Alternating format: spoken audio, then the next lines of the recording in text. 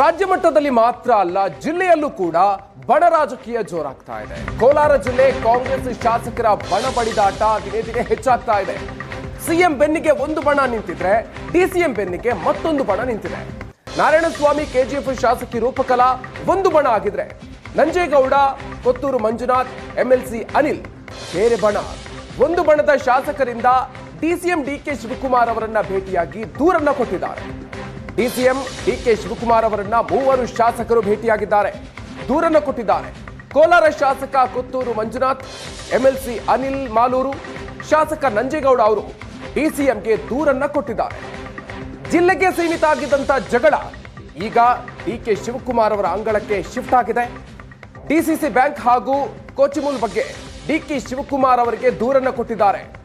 ಕಾಂಗ್ರೆಸ್ ಶಾಸಕರ ಭಿನ್ನಮತ ಶಮನ ಮಾಡ್ತಾರ ಹಾಗಾದ್ರೆ ಡಿಕೆ ಶಿವಕುಮಾರ್? ಇದೀಗ ಸಾಕಷ್ಟು ಕುತೂಹಲವನ್ನ ಮೂಡಿಸ್ತಾ ಇದೆ.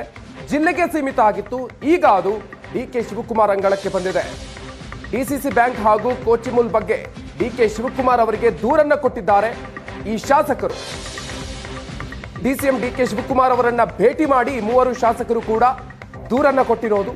ಸೊ ಈ ಮೂಲಕ ಕೋಲಾರ ಜಿಲ್ಲೆಯ ಕಾಂಗ್ರೆಸ್ ಶಾಸಕರ ಬಣ ಬಡಿದಾಟ ಮತ್ತಷ್ಟು ಹೆಚ್ಚಾಗ್ತಾ ಇದೆ. ಈ ಬಗ್ಗೆ ಹೆಚ್ಚಿನ ಡೀಟೇಲ್ಸ್ ಅನ್ನ ಕೊಡ್ತಾರೆ ನಮ್ಮ ಪ್ರತಿನಿಧಿ ದೀಪಕ್ ಸಂಪರ್ಕದಲ್ಲಿದ್ದಾರೆ. ದೀಪಕ್, ಜಿಲ್ಲೆಯಲ್ಲೂ ಕೂಡ ಬಣ ರಾಜಕೀಯ ಯಾವ ಮಟ್ಟಿಗಿದೆ ಅಂತ ಅಂದ್ರೆ ಈಗ ಈ ವಿಚಾರ ಡಿಕೆ ಶಿವಕುಮಾರ್ ಅವರ ಅಂಗಳಕ್ಕೆ ಬಂದು ಮುಟ್ಟಿದೆ. ಸೊ ಯಾವ ರೀತಿ ಇದೆ ಕೋಲಾರದಲ್ಲಿ ಬಣ ಬಡಿದಾಟ? ಖಂಡಿತವಾಗ್ಲೂ ಶ್ವೇತಾ, ಕೋಲಾರ ಜಿಲ್ಲೆ ಕಾಂಗ್ರೆಸ್ ಅಂದ್ರೆ ಸಾಕಪ್ಪ ಸಾಕು ಅನ್ನುವಂಥದ್ದು ಸಿದ್ದರಾಮಯ್ಯನವ್ರಿಗೂ ಕೂಡ ಅನುಭವಿಸಿದ್ರು. ಅಂದ್ರೆ ಚುನಾವಣೆ ಸಂದರ್ಭದಲ್ಲಿ ನಾಮಪತ್ರ ಏನ್ ಸಲ್ಲಿಸಬೇಕು, ಇಲ್ಲಿ ಫಿಕ್ಸ್ ಆಯ್ತು ಅನ್ನೋದು ಅಂತ ಅವರು ತೀರ್ಮಾನ ಮಾಡಿದ್ರು. ಆದ್ರೆ ಇಲ್ಲಿರುವಂತಹ ಗುಂಪುಗಾರಿಕೆ ನೋಡಿ ಅವರು ಕ್ಷೇತ್ರವನ್ನೇ ಬಿಟ್ಟು ಹೋಗ್ಬೇಕಾಯ್ತು. ಇದು ಮುಂದುವರೆದು ಈಗ ಬಂಗಾರಪೇಟೆಯ ಶಾಸಕ ನಾರಾಯಣಸ್ವಾಮಿ ಮತ್ತೆ ಕೆಜಿಎಫ್ ಶಾಸಕಿ ರೂಪಕಲಾ ಏನಿದ್ದಾರೆ, ಅವರು ಈಗ ಉಸ್ತುವಾರಿ ಸಚಿವ ಬೈರತಿ ಸುರೇಶ್ ವಿರುದ್ಧ ಪರೋಕ್ಷವಾಗಿ ಮತ್ತೆ ಕೆಲವೊಂದು ಬಾರಿ ನೇರವಾಗಿ ವಾಗ್ದಾಳಿಯನ್ನ ಮಾಡ್ತಾ ಇದ್ದಾರೆ. ಇದ್ರ ನಡುವೆ ಮಾಲೂರು ಶಾಸಕ ನಂಜೇಗೌಡ ಮತ್ತೆ ಕೋಲಾರ ಶಾಸಕ ಕೊತ್ತೂರು ಮಂಜುನಾಥ್ ಮತ್ತೆ ಎಂಎಲ್ಸಿ ಅನಿಲ್ ಏನಿದ್ದಾರೆ, ಇವ್ರ ವಿರುದ್ಧವೂ ಸಹ ವಾಗ್ದಾಳಿಯನ್ನ ಮಾಡ್ತಾ ಇರ್ತಕ್ಕಂಥದ್ದು. ಕೋಲಾರಕ್ಕೆ ಸೀಮಿತವಾಗಿರ್ತಕ್ಕಂಥ ಈ ಜಗಳ ಈಗ ಡಿಕೆ ಶಿವಕುಮಾರ್ ಕೆಪಿಸಿಸಿ ಅಧ್ಯಕ್ಷರ ಅಂಗಳಕ್ಕೆ ಬಂದು ನಿಂತಿರ್ತಕ್ಕಂಥದ್ದು.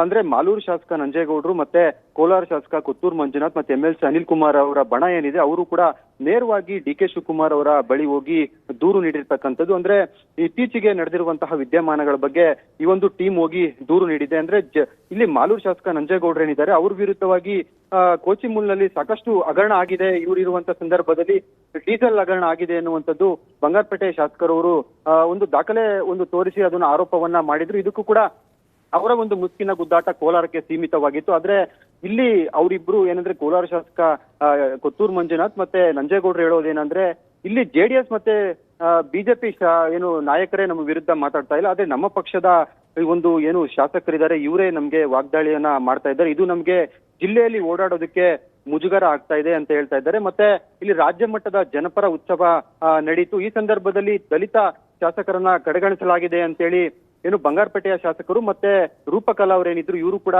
ಆರೋಪವನ್ನ ಮಾಡಿದ್ರು. ಅಂದ್ರೆ ಜಿಲ್ಲಾಡಳಿತ ಮತ್ತೆ ಉಸ್ತುವಾರಿ ಸಚಿವರು ಇದರಲ್ಲಿ ವಿಫಲವಾಗಿದ್ದಾರೆ ಅನ್ನುವಂಥದ್ದನ್ನ ಹೇಳಿದ್ದಾರೆ. ಮತ್ತೆ ಉಸ್ತುವಾರಿ ಸಚಿವರ ತಪ್ಪು ದಾರಿಗೆ ತರ್ತಾ ಇದ್ದಾರೆ ಕೆಲವರು ಶಾಸಕರು ಅಂತೇಳಿ ಪರೋಕ್ಷವಾಗಿ ಏನು ನಂಜೇಗೌಡರು ಮತ್ತೆ ಕೊತ್ತೂರು ಮಂಜುನಾಥ್ ಅವ್ರ ವಿರುದ್ಧ ವಾಗ್ದಾಳಿಯನ್ನ ಮಾಡಿದ್ರು. ಇದನ್ನು ಕೂಡ ಡಿಕೆ ಶಿವಕುಮಾರ್ ಅವರ ಗಮನಕ್ಕೆ ತಂದಿರ್ತಕ್ಕಂಥದ್ದು. ಅಷ್ಟೇ ಅಲ್ಲ, ನನ್ನ ವಿರುದ್ಧ ಏನಾದ್ರೂ ನೀವು ಮಾತಾಡಿದ್ದೆ ಆದ್ರೆ, ನನ್ನ ಹೆಸರೇನಾದ್ರೂ ಹೇಳಿದ್ರೆ ನಿಮ್ಮ ಆಡಿಯೋ ಮತ್ತೆ ವಿಡಿಯೋವನ್ನ ಸಮೇತ ಜಾತಕ ಬಿಚ್ಚಿಡ್ತೀನಿ ಅಂತೇಳಿ ಪರೋಕ್ಷವಾಗಿ ಕೊತ್ತೂರು ಮಂಜುನಾಥ್ ಅವರು ಕೂಡ ಈಗ ಟಾಂಗನ್ನ ಕೊಟ್ಟಿದ್ರು. ಇದು ಮುಂದುವರಿದ ಭಾಗವಾಗಿ ಈಗ ಬಜೆಟ್ ವಿಚಾರವಾಗಿ ನಾವು ಡಿಕೆ ಶಿವಕುಮಾರ್ ಅವರ ಬಳಿ ಹೋಗಿ ಚರ್ಚೆಗೆ ಹೋಗಿದ್ವಿ ಅಂತೇಳಿ ಏನು ರೀಸನ್ ಕೊಡ್ತಾ ಇದ್ದಾರೆ ನಂಜೇಗೌಡರು ಮತ್ತೆ ಕೊತ್ತೂರು ಮಂಜುನಾಥ್. ಆದ್ರೆ ಈ ಸಂದರ್ಭದಲ್ಲಿ ಏನು ಶಾಸಕ ಬಂಗಾರಪೇಟೆಯ ಶಾಸಕರು ಮತ್ತೆ ಕೆಜಿಎಫ್ ಶಾಸಕಿಯವರ ವಿರುದ್ಧ ದೂರನ್ನ ನೀಡಿದ್ದಾರೆ ಎನ್ನುವಂತಹ ಉನ್ನತ ಮೂಲಗಳಿಂದ ಮಾಹಿತಿ ಸಿಗ್ತಾ ಇದೆ. ಇವರ ಒಂದು ಏನು ಗುದ್ದಾಟ ಏನಿದೆ ಇದನ್ನ ಶಮನ ಮಾಡ್ತಾರಾ ಅಥವಾ ಇದೇ ರೀತಿ ಮುಂದುವರಿತಾರೆ? ಯಾಕಂದ್ರೆ ಸ್ಥಳೀಯ ಚುನಾವಣೆ ಸಹ ಇದೆ. ಇವರಿಬ್ಬರ ಜಗಳದಲ್ಲಿ ಈಗ ಡಿಸಿಸಿ ಬ್ಯಾಂಕ್ ಚುನಾವಣೆ ಆಗಿರ್ಬೋದು ಮತ್ತೆ ಕೋಚಿಮೂಲ್ನ ಚುನಾವಣೆ ಮೇಲೆ ಖಂಡಿತವಾಗ್ಲೂ ಪೆಟ್ಟು ಬೀಳುತ್ತೆ. ಇದರ ಲಾಭವನ್ನ ವಿರೋಧ ಪಕ್ಷದವರು ಪಡ್ಕೊಳ್ಳುವಂತ ಸಾಧ್ಯತೆ ಇದೆ. ಹೀಗಾಗಿ ಡಿಕೆ ಶಿವಕುಮಾರ್ ಅವರು ಏನ್ ಮಾಡ್ತಾರೆ ಅನ್ನೋದನ್ನ ಕಾದ್ ನೋಡ್ಬೇಕಾಗಿದೆ. ಶ್ವೇತಾ, ಥ್ಯಾಂಕ್ ಯು ದೀಪಕ್ ನಿಮ್ಮೆಲ್ಲ ಡೀಟೇಲ್ಸ್ಗೆ.